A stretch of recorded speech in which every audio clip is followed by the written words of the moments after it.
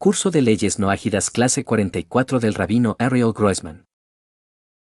Se aclara que esto es una transcripción de la clase en referencia con mucho resumen del transcriptor y que probablemente y sin intención, tiene errores, por los cuales extiendo mis disculpas al Rabino Grossman y a ustedes. En caso de tener alguna observación para el transcriptor referirse a Bred Olam Santa Cruz sczdistribución@gmail.com. Salom a todos. ¿Cómo les va? Bienvenidos a otro episodio de este curso de Leyes No Ágidas número 44, donde continuamos con el manual de instrucciones de Dios para la vida de cada uno. Cuando uno observa este código normativo, que tiene más de 4100 años desde que Dios lo reveló a Noaj en el monte Ararat para todos los seres humanos, y desde ahí se estableció lo que se llama el pacto del arco iris. Como sabemos, el Eterno no abandonó al ser humano dejándolo hurgando en la oscuridad, sin enseñarle cómo guiar su conducta personal y social, sino que le dio la luz de la Torá para indicarle cuál es el camino correcto, un camino de bendición, de recompensa, de trascendencia en el mundo venidero y también de bienestar en este mundo. Eso es lo que llamamos las leyes no ágidas. Hoy vamos a hablar de un tema muy fascinante.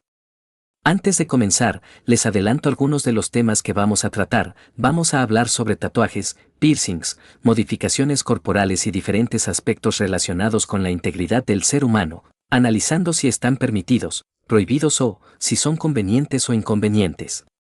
También vamos a estudiar el tema de la castración humana, si está permitida o prohibida desde la perspectiva de la Torá.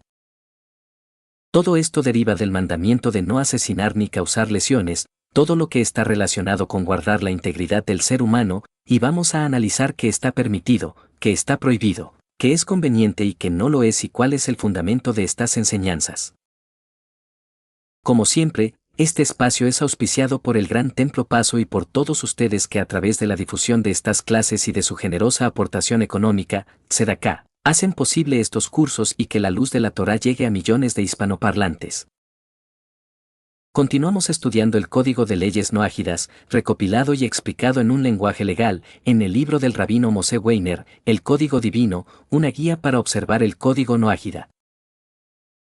Seguimos estudiando la parte 5 del libro, que abarca la prohibición del asesinato y causar heridas.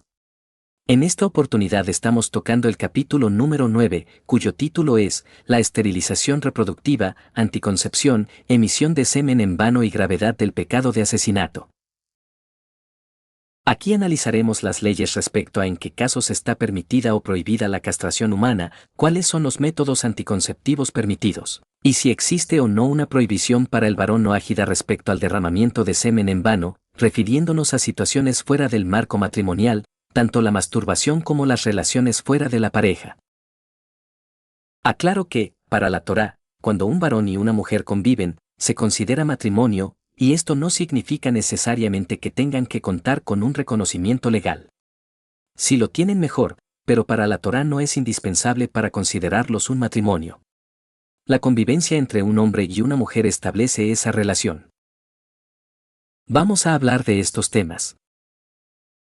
Como siempre lo decimos, no podemos sacar conclusiones hasta tanto no terminemos de estudiar este capítulo y el siguiente, porque siempre vemos que, para cumplir las leyes y comprenderlas correctamente, hay que terminar de estudiarlas. El código se entrelaza, fortaleciendo y aclarando cómo se aplica en diferentes situaciones. Existen reglas y también salvedades, es decir, que para cada norma puede haber excepciones, y en algunos casos las excepciones son más numerosas que la regla general. Ahora vamos a comenzar hablando de las diferentes lesiones que la persona tiene prohibido ejercer sobre sí misma o sobre otros. También vamos a ver algunos temas que, si bien no están directamente en este capítulo del libro, aparecen en otras partes del mismo y en otra literatura a la que vamos a recurrir mucho, la literatura rabínica Shad. Esta literatura es llamada Shad por el acróstico de las palabras Elot Utesubot, que significa preguntas y respuestas, y se refiere a uno de los géneros literarios rabínicos. Existen muchos géneros dentro de la literatura rabínica, están los códigos de leyes, está el Midrash, que contiene interpretaciones más metafóricas, y también encontramos literatura con revelaciones místicas, filosóficas y éticas. Estamos hablando de un cúmulo enorme de conocimientos que fueron escritos, revisados, elaborados y desarrollados durante los últimos 3000 años, y en cada generación se continúa escribiendo y profundizando. Hablamos de un volumen inconmensurable de sabiduría. Las preguntas y respuestas del Shad son realizadas por rabinos expertos en la ley reconocidos dentro del pueblo judío como autoridades en determinadas áreas de la ley. A lo largo de las generaciones, el pueblo judío les formula preguntas muy específicas y ellos fundamentan sus respuestas en las fuentes tradicionales. Las respuestas pueden abarcar temas de enorme trascendencia, cuestiones de vida o muerte, como por ejemplo si es permitido o no enviar a un grupo a la guerra, situaciones de gravedad médica, cuestiones económicas, nacionales y muchos otros temas complejos. No se trata solamente de generalidades. Estos rabinos son personas muy capacitadas, no solamente en el área rabínica propiamente dicha, sino también en conocimientos relacionados con la temática que deben analizar. Por ejemplo, existen grandes bases de datos que recopilan respuestas rabínicas de diferentes autoridades sobre temas de medicina y Torá, donde se analizan situaciones contemporáneas desde la perspectiva de la ley. Hay temáticas que, por su propia naturaleza, son nuevas y aparecen con el desarrollo de la sociedad. Entonces, frente a nuevas preguntas contemporáneas, es necesario buscar respuestas fundamentadas en las fuentes clásicas, pero aplicadas y analizadas a la realidad actual. Solamente líderes capacitados, que se han preparado durante muchos años y poseen una verdadera experiencia en estas áreas, pueden realizar este trabajo de manera responsable. Sobre el tema de las cirugías e intervenciones quirúrgicas, hay que decir que, obviamente, cuando se realizan por motivos de salud, están permitidas. Incluso las cirugías que tienen relación con la estética, como por ejemplo una operación para mejorar la nariz, no tienen ninguna prohibición. No existe una prohibición de realizar operaciones estéticas, siempre y cuando sean realizadas en un centro médico reconocido por el Estado, autorizado y regulado por las autoridades correspondientes. Lamentablemente, vemos que en muchos países existen centros que funcionan al margen de la ley y realizan todo tipo de prácticas y procedimientos sin las condiciones adecuadas. Aquí estamos hablando de centros médicos autorizados y regulados. Esta misma consideración se aplica al caso de los tatuajes. Si bien para el noájida está permitido realizarse tatuajes, al igual que cualquier intervención sobre el cuerpo, debe realizarse en un lugar autorizado, regulado y que cumpla con las condiciones sanitarias correspondientes. Los tatuajes no están prohibidos para los noájidas. La prohibición de los tatuajes que aparece en la Torá corresponde al pueblo de Israel y no al noájida. El noájida puede realizarse tatuajes, pero no deben contener imágenes relacionadas con la promiscuidad, la violencia o la idolatría. Si una persona ya posee un tatuaje relacionado con promiscuidad, idolatría o acciones violentas, surge la pregunta, ¿existe un deber dentro de las leyes noájidas de realizar un tratamiento para eliminarlo? La respuesta es que no existe un deber de hacerlo, sin embargo, es conveniente hacerlo. Siempre diferenciamos entre aquello que está permitido, aquello que está prohibido, aquello que es un deber, aquello que es un permiso y aquello que resulta conveniente o inconveniente. Nuevamente, tomando el ejemplo de una persona que ya tiene un tatuaje, como una cruz, no existe un deber de quitárselo, pero sí puede considerarse conveniente. Pregunta de un participante, nosotros estamos juntos y no nos hemos casado por ley civil mexicana y aún así nos decimos esposos. Respuesta del rabí, después que terminemos el tema que estamos desarrollando sobre el derecho a la vida humana y la prohibición de lesiones y la integridad de vida humana, vamos a empezar otro que trata las relaciones interpersonales y, ahí también, y como siempre lo hacemos, explicaremos la ley de la Torá desde las bases hasta sus ramificaciones. Así que lo que explicamos a los efectos de nuestro curso de hoy es que para la Torá, el varón y la mujer que viven juntos en convivencia, se consideran matrimonio. Obviamente que hay toda una ceremonia cuando los noájidas desean casarse. De hecho, nosotros lo hemos realizado en México, lo hacemos aquí y otros rabinos también lo hacen. Pero no es una obligación realizar esa ceremonia. Sí es conveniente que la persona tenga algún tipo de legalidad. En muchos países, como por ejemplo Argentina, el concubinato se considera matrimonio a los efectos legales. Para la Torá, un varón y una mujer que conviven ya son considerados matrimonio, sin requerir ninguna acción adicional y mucho menos una ceremonia. Cuando hablamos de la Torá, no nos referimos a si algo está bien o está mal desde una opinión personal, porque eso puede ser subjetivo. Hablamos de que está prohibido, que está permitido, que es conveniente y que no es conveniente. Cuando nos referimos a los piercings, hablamos sobre la realización de incrustaciones u orificios en la piel y sobre las modificaciones corporales, como la incrustación de huesos en la cabeza, en el cuello o de algún otro elemento, o perforaciones en la nariz. Recalcamos que no estamos haciendo un juicio cultural. La ley de la Torá es atemporal para todos los países, todas las culturas y todos los tiempos. Una práctica que puede parecer extraña en una sociedad puede ser completamente natural en otra, pero la ley no está condicionada por una cultura determinada y es para todas. Los piercings y modificaciones corporales por motivos culturales estéticos no están prohibidos siempre que se realicen en lugares, con procedimientos y por personal con respaldo legal y regulación. No son convenientes, pero no están prohibidos para el noájida. Ahora, si el objetivo de realizarse un piercing, una modificación corporal o algo similar es producirse una especie de tortura, flagelación, martirio o sufrimiento intencional, entonces está prohibido, porque no existe permiso para mortificar el cuerpo de ninguna manera. Está prohibido lesionar a un ser humano, sin importar quién sea ese ser humano. Si somos nosotros mismos, la prohibición continúa siendo la misma. Tampoco se puede ayudar a otra persona a lastimarse, porque uno estaría colaborando en una transgresión. Esta es una regla fundamental que estudiamos en los fundamentos de estas leyes.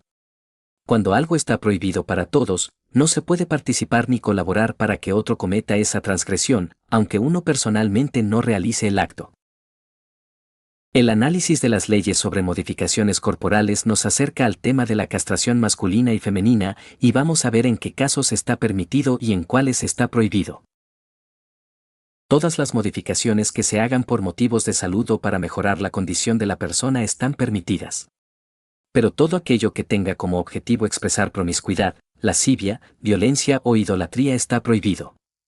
También está prohibido todo aquello que tenga como objetivo expresar dolor, martirio, flagelación o cualquier forma de sufrimiento intencional.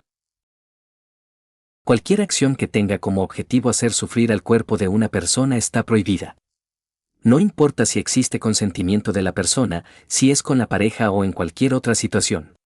Dios no otorgó un cuerpo, un alma, emociones ni intelecto para ser utilizados con ese propósito. No existe permiso ni para ejercer ese daño sobre otro ni para hacerlo sobre uno mismo. Por eso, hay que dejar de lado la idea de que estas prácticas, refiriéndonos a infligirse cualquier tipo de dolor o martirio, puedan considerarse una forma de espiritualidad. Eso es completamente ajeno al mundo de la Torá. Es una estupidez. Recuerden siempre el título de este tema. Estamos hablando de las leyes relacionadas con la prohibición del asesinato, el respeto a la vida humana en todas sus formas, la prohibición de causar lesiones en todos sus aspectos y la integridad del individuo. Esto incluye no solamente las lesiones corporales, sino también las lesiones emocionales y las lesiones producidas mediante la palabra. Todo aquello que atente contra la integridad de una persona entra dentro de este marco. Dentro de esto se incluyen también los sometimientos coercitivos, las conductas narcisistas, las relaciones tóxicas y cualquier forma de abuso o daño hacia otra persona. Todo esto está incluido dentro de estas leyes y deriva del principio fundamental de respetar la vida humana. Anteriormente estudiamos los derechos de los animales, las obligaciones respecto al respeto a los animales que tenemos que ejercer y todas las leyes ecológicas. Fíjense ustedes en nuestros cursos, en las clases 20 a 30, hablamos principalmente de esos temas. También hablamos que, en ciertos casos y no en todos, existe una prohibición de castrar un animal. Los detalles los estudiamos anteriormente, pueden volver a esos videos. Ahora vamos a hablar sobre si está permitido o prohibido castrar a una persona y en qué casos. Cuando hablamos de castrar nos referimos a el acto físico de cortar los órganos sexuales. El origen de esto está relacionado con que, al igual que ocurre con algunos injertos vegetales y algunos cruces animales, existen modificaciones de la creación que están prohibidas por la Torá, porque implican alterar la acción de la creación. Si yo comienzo a modificar las creaciones de Dios, vegetales, animales y seres humanos, de una manera que altera su esencia, nosotros mismos y principalmente las próximas generaciones ya no podremos observar semejanza hacia atrás en la obra del Creador descrita en el Génesis, en Bereshit. Vamos a ver que Dios se presenta en el primer capítulo como el Creador del mundo. Creó vegetales, animales, seres vivos, seres inertes y seres humanos. Podemos hablar de 4 categorías principales que aparecen en el relato de la creación: minerales, vegetales, animales y seres humanos.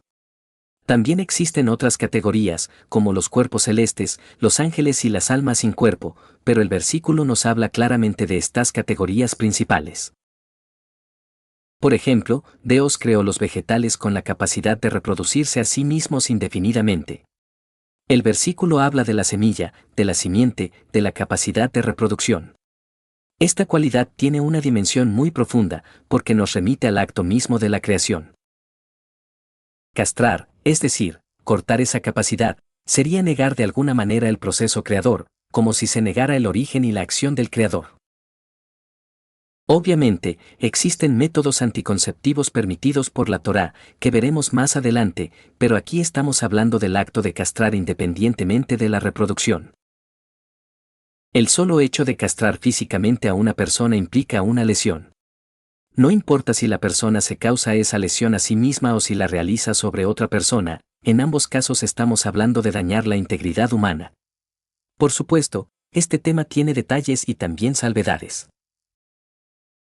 La prohibición general es la siguiente: está prohibida la castración, es decir, cortar los órganos sexuales o dañarlos de alguna forma, tanto en uno mismo como en otra persona, porque constituye una lesión. Esto aplica tanto para varones como para mujeres. Cuando hablamos de castración nos referimos a una modificación física, cortar literalmente, producir una herida o alterar los órganos genitales. Pero existen métodos permitidos para que una persona pueda volverse estéril, por ejemplo, mediante determinados medicamentos o inyecciones, sin cortar los órganos. En el caso de la mujer, la ligadura de trompas tiene un tratamiento diferente y está permitida según lo explicado, especialmente porque en muchos casos puede ser reversible. Aquí debemos separar dos conceptos: una cosa es el acto de castración como una lesión al cuerpo, y otra cosa diferente es el uso de métodos anticonceptivos. El DIU de la mujer, los espermicidas y los diferentes métodos anticonceptivos que existen, así como los métodos hormonales, métodos de barrera o cualquier otro método que el médico aconseje, están permitidos. Otra cosa diferente es lesionar los órganos sexuales. Eso está prohibido porque estamos hablando de una lesión al cuerpo humano.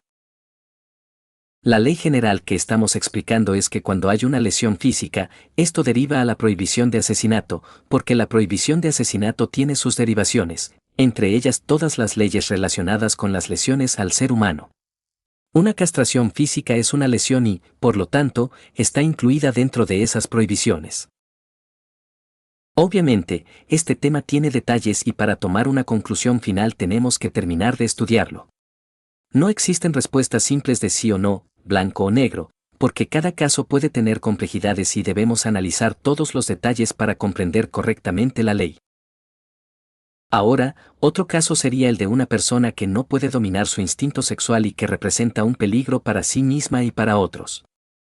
Estamos hablando de una situación grave, donde existe un potencial real de dañar al prójimo.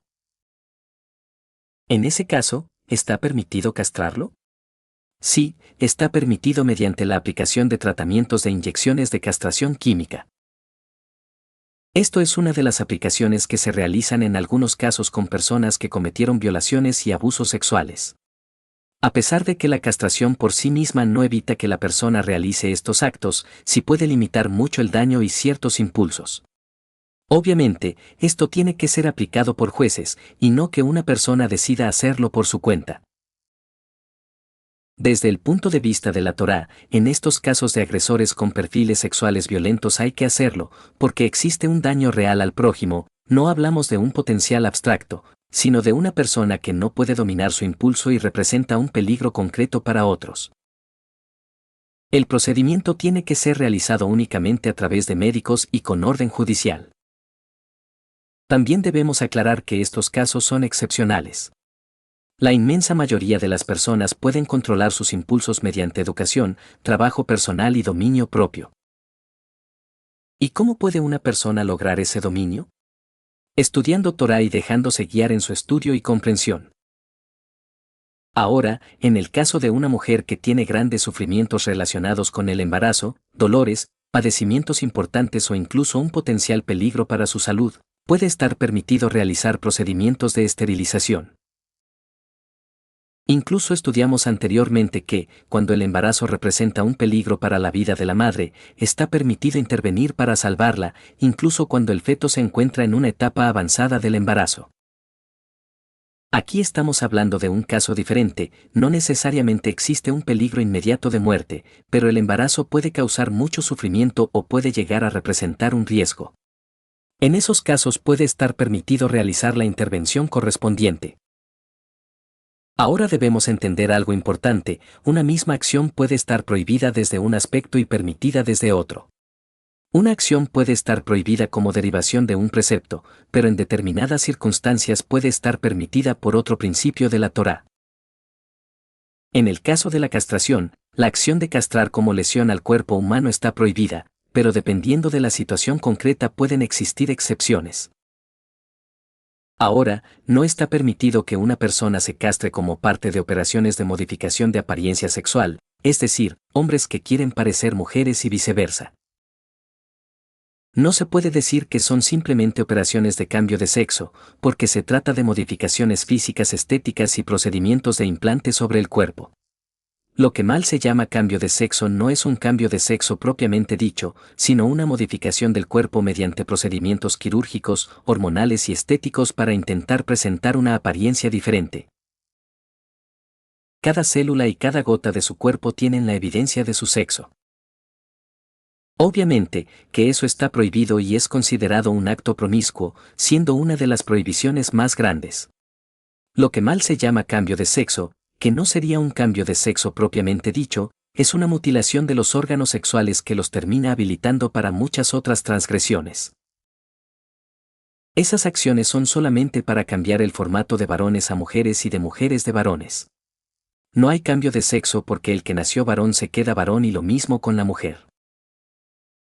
Si la persona en su degeneración, en su promiscuidad quiere hacer un cambio estético para permitirse todo tipo de relaciones promiscuas como la homosexualidad, el lesbianismo, el poliamor y todas estas cosas que son un conjunto de acciones prohibidas, de las que ya vamos a hablar ya que todavía no abrimos el tema. Ahora, una pregunta que hacen mucho y quiero aclarar es lo siguiente, el tatuarse letras hebreas no tiene ningún efecto porque hay gente que cree que hacerlo te da algún beneficio. Si se tatúa un perro, una ballena, el nombre de su amado o el nombre de Dios en hebreo o una letra hebrea, es lo mismo. No tiene ningún efecto. De hecho, el querer hacerlo, denota lamentablemente un esquema de pensamiento clásico de los paganos. Por paganos entendemos todos los cristianos, católicos y mesiánicos y todas las demás dominaciones juntas. El pagano quiere introducir físicamente a Dios a su vida. Es decir, tomar a Dios, que por naturaleza no tiene cuerpo, y tomar a Dios, beber a Dios, consumir a Dios. Él piensa, ahora que descubrí la letra de Dios quiero escribírmela. Es una estupidez. No tiene ningún sentido.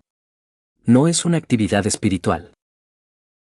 Vos hace lo que quieras, pero te digo que no tiene ningún efecto espiritual y que es básicamente inútil. Respecto a las operaciones que se realizan para cambiar el formato de varón a mujer y viceversa, esto está prohibido, porque deriva de la prohibición de lesiones al cuerpo humano. Recordemos que hay lesiones permitidas, como aquellas que se realizan por motivos de salud o para mejorar el cuerpo. Todo lo que tenga que ver con la salud y con mejorar la condición física de la persona está permitido. Por ejemplo, una operación estética de nariz o de cualquier otra parte del cuerpo está permitida, aunque implique una lesión, porque tiene como finalidad mejorar el cuerpo. La prohibición aparece cuando la lesión tiene como objetivo promiscuidad, distintos tipos de martirios y sufrimientos o actos de violencia contra la persona. Además de esto, estas prácticas tienen relación con otras leyes vinculadas a las relaciones interpersonales, tema que estudiaremos más adelante. Pero existe un aspecto todavía más profundo. Estas acciones también están relacionadas con la creación y con reconocer la acción de Dios como creador del mundo. Uno de los fundamentos principales de la Torá es que Dios creó el mundo y creó al ser humano a su imagen y semejanza. El primer capítulo del Génesis, Bereshit, comienza mostrando a Dios como el creador, y en cada elemento de la creación está marcada la acción del creador. Por ejemplo, todas las plantas y vegetales tienen raíces. La raíz indica que existe un origen, que algo les da vida y que no aparecieron de la nada. Todos los seres vivos tienen señales de un origen. Los mamíferos y los seres humanos tenemos un ombligo, que nos indica que venimos de algún lugar y que existe un origen. Cuando una persona realiza una modificación corporal pasando de un formato de varón a mujer o viceversa, está modificando aquello que Dios creó, como si indicara que Dios creó algo de manera equivocada. Esto también está relacionado con la prohibición de blasfemia, que ya estudiamos anteriormente. La blasfemia es cuando la persona se coloca por encima de Dios, como si supiera más que el Creador. Por ejemplo, si Dios permitió una determinada acción y una persona dice, yo considero que eso está mal porque mi criterio es superior, está colocándose por encima de Dios. Un ejemplo de esto lo vemos cuando algunas personas dicen que no comen carne porque consideran que es una injusticia con los animales, poniéndose como más misericordiosas que Dios, porque sienten pena por el animal. El problema no está en la elección alimentaria, sino en la idea de pensar que la misericordia humana puede ser superior a la misericordia del Creador, quien creó al animal, le da vida y estableció que está permitido su consumo y aprovechamiento. De la misma manera, cuando una persona modifica su cuerpo negando la realidad con la que fue creada, está indicando que la creación fue realizada de manera incorrecta. Pero Dios no creó nada equivocado.